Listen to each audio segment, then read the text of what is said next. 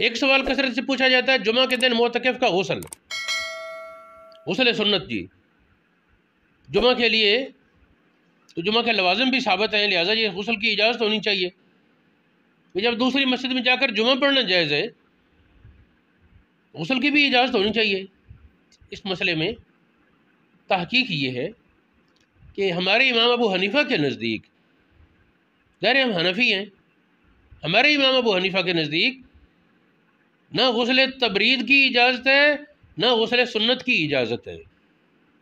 معتکف کے لیے صرف انسانی مجبوری کی وجہ سے باہر آنے کی اجازت ہے، وہ پیشاب کریں، پاخانہ، یہ کام مسجد میں نہیں ہو سکتے۔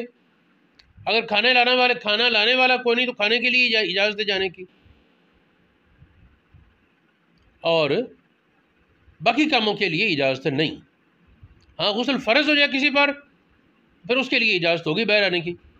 یہ مسائل بدائے ثنائے فتاوی ہندیہ، فتاوی خانیہ، قاضی خاں، اختیار، شرح المختار، فتح القدیر، حاشیہ شلبی علی التبیین، درر الحکام اور دیگر کتابوں میں یہ صراحت موجود ہے۔